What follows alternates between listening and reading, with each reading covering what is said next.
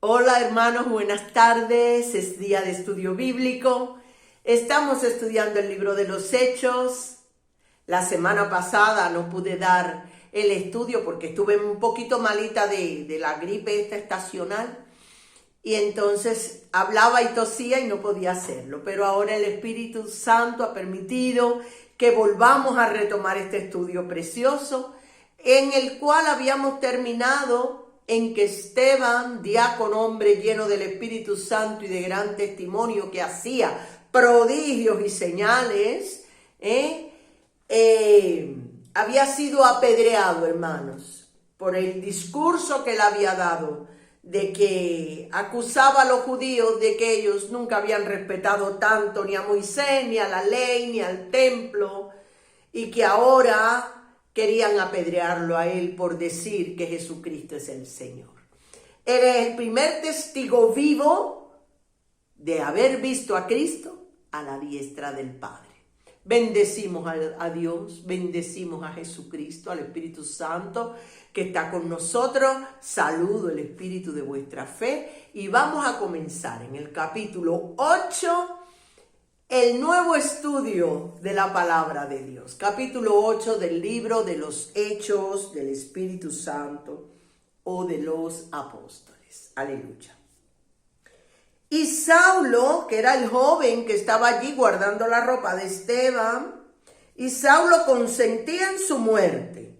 En aquel día hubo una gran persecución contra la iglesia que estaba en Jerusalén, y todos fueron esparcidos por la tierra de Judea y de Samaria, salvo los apóstoles. Saulo, después vamos a conocer que estudió a los pies de Gamaliel, que era un maestro de mucho prestigio.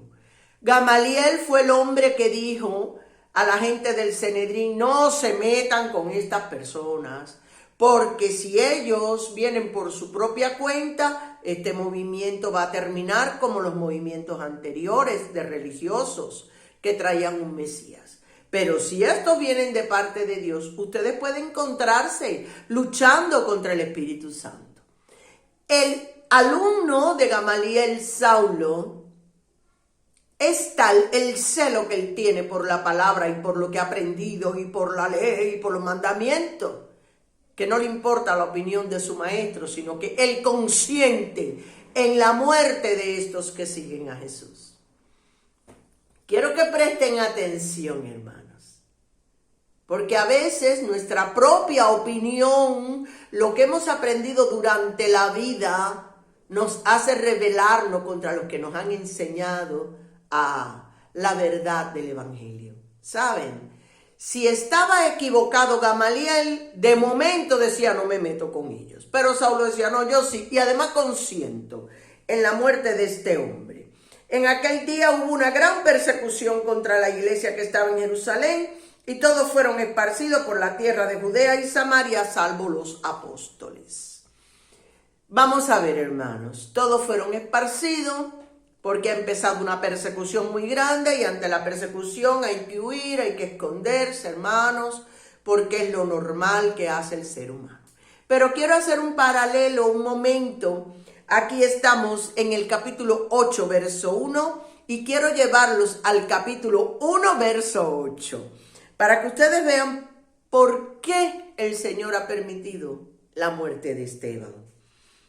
Dice: pero recibiréis poder, Hechos 1:8, cuando haya venido sobre vosotros el Espíritu Santo, y me seréis testigo en Jerusalén, en toda Judea, en Samaria y hasta lo último de la tierra. A veces nosotros sabemos lo que tenemos que hacer. Él ha querido que cuando recibamos poder vayamos y anunciemos el Evangelio.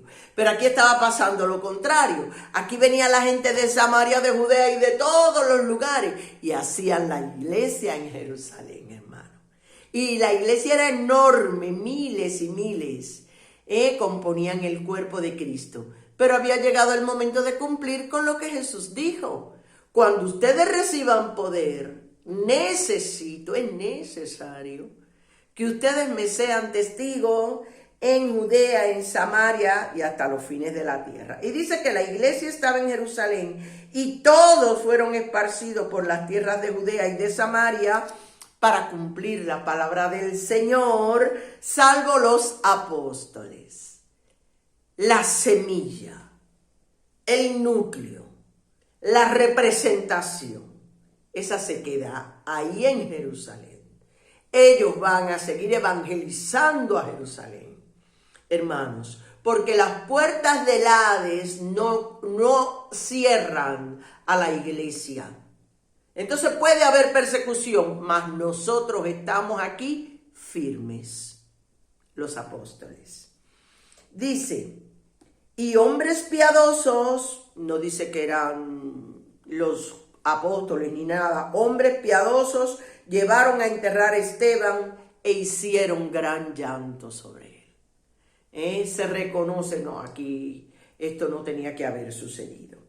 Y Saulo asolaba la iglesia y entrando casa por casa, arrastraba a hombres y a mujeres y los entregaba en la cárcel. ¿Él lo hacía por la maldad de hacer daño? No, lo hacía, hermanos, porque creía que estaba defendiendo la causa de Dios.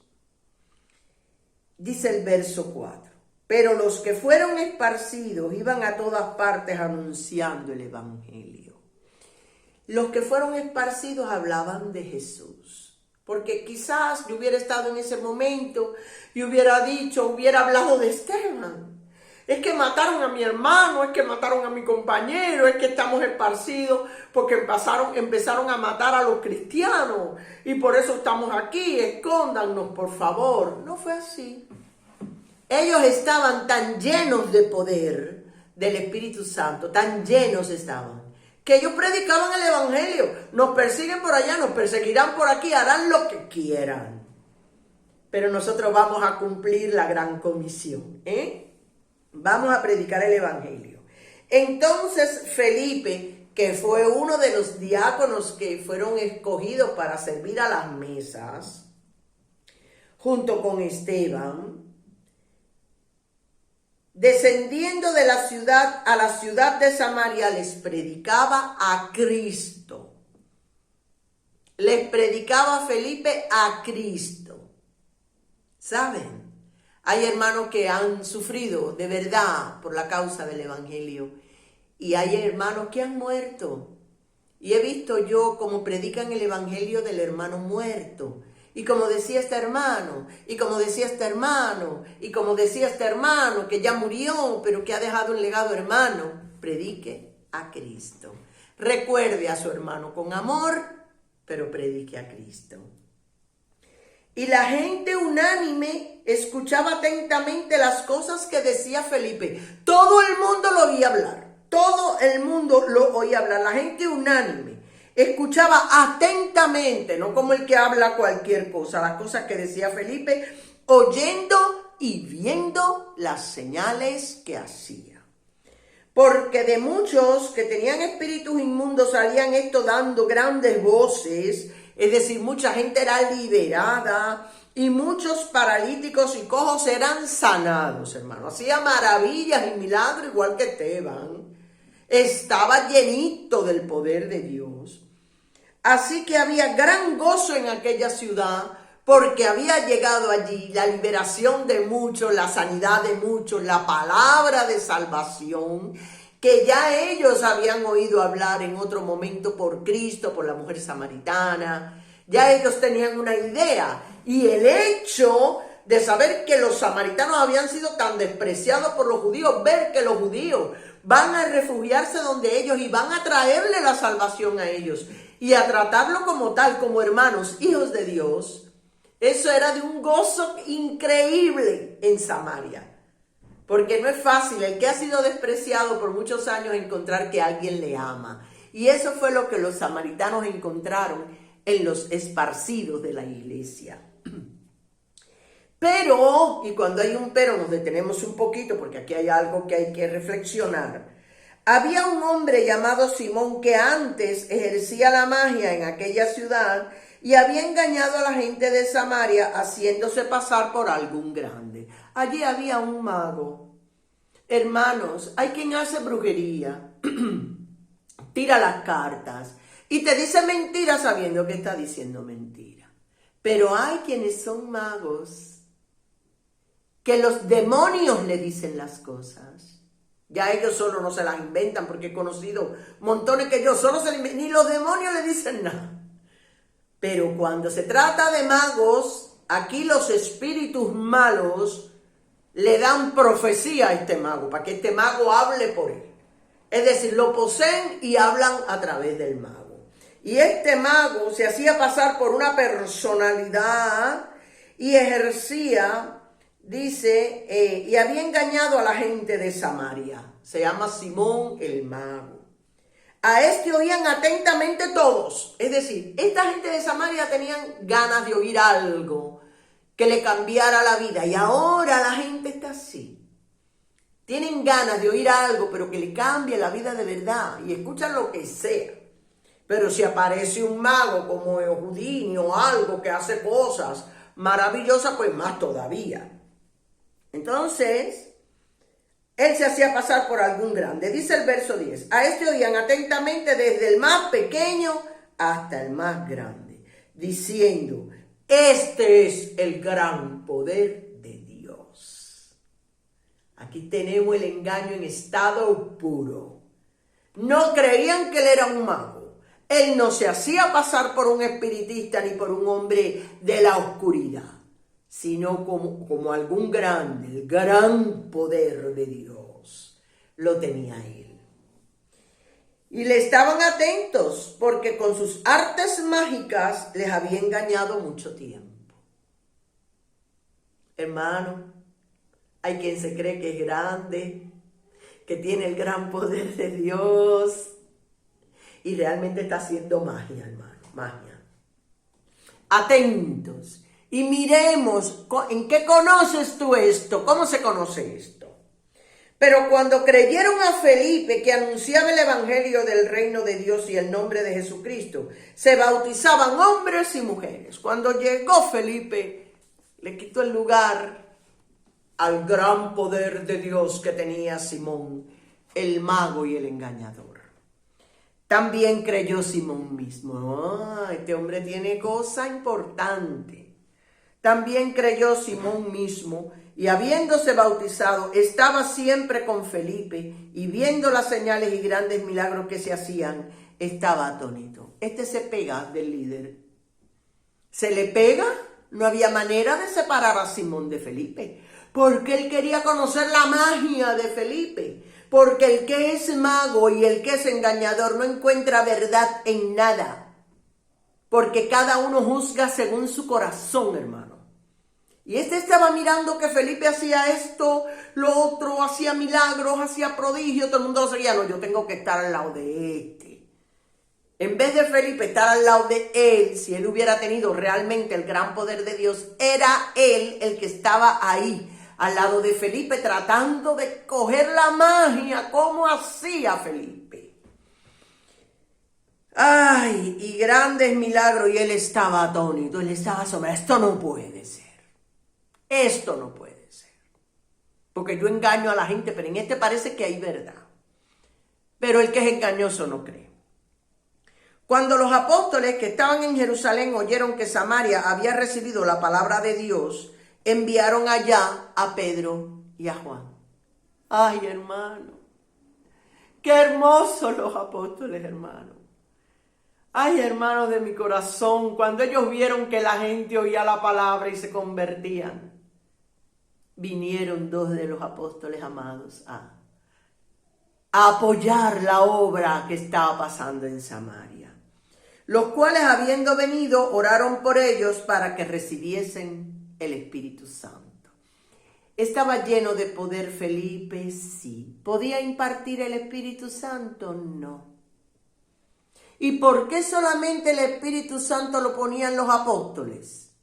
Porque había que dar honra a los hijos de Dios, que habían permanecido orando hasta que recibieron poder, que habían creído en Cristo en todo momento y que habían permanecido durante la persecución en Jerusalén. Y a estos Dios los honra. Y ellos vinieron y impusieron sus manos. Y todos recibieron el Espíritu Santo, aleluya, bendita dulzura de Dios. porque aún no había descendido sobre ninguno de ellos, sino que solamente habían sido bautizados en el nombre de Jesús. Entonces les imponían las manos y recibían el Espíritu Santo. Aleluya. Cuando vio Simón que por la imposición de las manos de los apóstoles se daba el Espíritu Santo, les ofreció dinero. Ay, hermanos, tanto que había estado al lado de Felipe, tanto que había visto prodigios y milagros. Y todavía el Dios de este hombre era el dinero, señores. Todavía este hombre era un mago, señores, que creía que las cosas se compran. Qué bonito el himno ese que dice, esto no se compra con dinero, esto no se merece. Esto se recibe por gracia. Y él dice, hombre, que el otro haga milagros y eso yo también hago un poco, puedo hacer un poco y hablo de Cristo y hago los milagros que yo hago con magia y ya sigo siendo uno de los grandes. Pero es que estos han llegado y estos han bautizado con el Espíritu. Y yo doy dinero por esto pago yo, dice el mago. No, yo quiero ese poder. Diciendo, dame también a mí este poder para que cualquiera a quien yo impusiere las manos recibe el Espíritu Santo. En vez de decir, pónganme las manos a mí para recibir el Espíritu Santo yo. No. Lo que quiero es la fama. Lo que quiero es el poder de hacer cosas en nombre de Dios para la fama. Soy capaz de dar dinero por esto. Entonces Pedro le dijo, tu dinero perezca contigo. Con las cosas de Dios no se juega. Tu dinero perezca contigo porque has pensado que el don de Dios se obtiene con dinero. Ay, chico. Si no se puede servir a dos señores, a Dios y a las riquezas. Esto no se adquiere con dinero. El poder de Dios no se quiere haciendo regalo a los jefes, como decimos, la pelota a los jefes, dándole dinero, y le invito a comer. Está muy bien que nosotros querramos al pastor, a los apóstoles, a los líderes, que los querramos muchísimo, que le paguemos cosas y que le demos cosas y que le compremos cosas para obtener lo que ellos tienen. Hermano, este don no se consigue con dinero. Porque has pensado que el Dios de Dios se obtiene con dinero. No tienes tu parte ni suerte en este asunto, porque tu corazón no es recto delante de Dios. Hermanos, si usted quiere ser lleno del poder de Dios, si usted quiere servir a Dios, sea honesto con usted mismo, sea sincero con usted mismo. Sea sincero en la presencia del Señor. Porque no tener un corazón recto, hermanos, es ser un hipócrita, algo que Dios abomina. Jesucristo no soportaba eso. Cuando estamos a solas con Dios, venimos con nuestra cara religiosa a decirle a Dios, te amo, te adoro, Señor, y tú sabes que yo lo que estoy sufriendo, oiga, soy un pecador, no tengo fuerzas, Jesucristo, ayúdame a ser libre, ayúdame a servirte con el corazón, porque lo hago, pero me duele si hablan mal de mi servicio, si alguien comenta de mí, ya quiero apartarme de la iglesia, si yo no estoy de acuerdo con lo que el apóstol dice, entonces hay un problema, un dilema. Hermano, sea honesto con usted mismo. Vaya con verdad y con un corazón recto delante de Dios. Y Él es maravilloso para justificarnos, para limpiarnos, para perdonarnos, para llenarnos de su Espíritu y para que nosotros podamos servir a Dios en el Espíritu Santo. Sea honesto con usted mismo. Hable verdad en la presencia de Dios. Tenga usted un corazón recto, como pidió el salmista en el Salmo 51, David, pon un espíritu recto dentro de mí. Pidamos esto, hermano, oremos con la palabra y sirvamos a Dios con todo el corazón. Muchas gracias y Dios les bendiga, queridos.